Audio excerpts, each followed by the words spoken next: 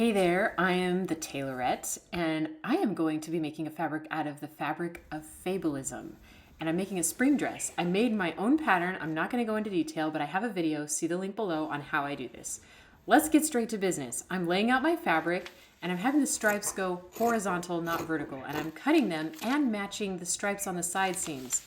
I cut out my pieces, I have my linings cut out on my top, and now I'm ready to start sewing all the details like the darts, and they looked amazing. Now I have all the details sewn together. Now I'm stitching on the lining side of the neckline and pressing it on the iron so that I have a perfect neckline and there's no lumps or bumps, and it's just perfectly smooth all the way around. Now I'm going to get to the armholes. Those are not finished, but I'm going to show you how I use my bias tape method to finish off the armholes.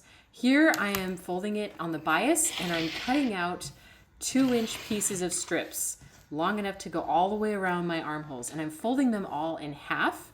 And then I open that up and I fold the sides to the center of that fold seam. And then I open it up and I stitch it all the way around the armhole. And then I trim it down to 1/4 inch.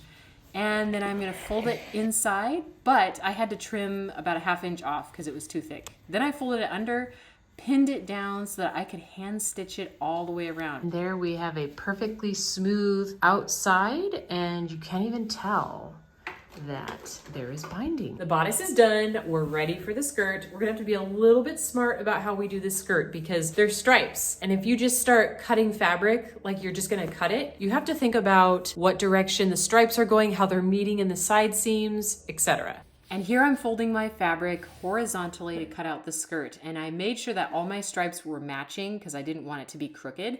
Then I took my bendable ruler and I created the top of the waistline. Then I take my tape measure and I measure all the way down the side at 33 inches and make little dots going all the way down to mark the side seam. Then I measure the front fold, the middle part of the skirt, and I'm all measuring at 33 inches to make sure it's 33 inches from the waistline going all the way around. Now I'm ready to cut it out where I marked all of my marks. And I am going to cut not only around the edges of the skirt, but I'm going to cut one of those pieces down the center and cut that in half. Now I'm sewing all of my skirt pieces together, and voila, we have the matching stripes on the side because I made sure that everything was matching. Now I'm hemming it about 1/2 inch folded twice.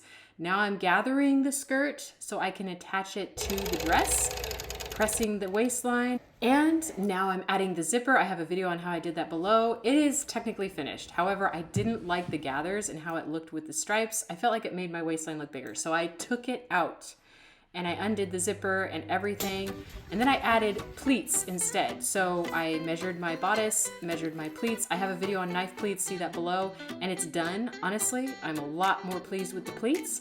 If you want to see more tutorials on how I do all these details, hit the subscribe button.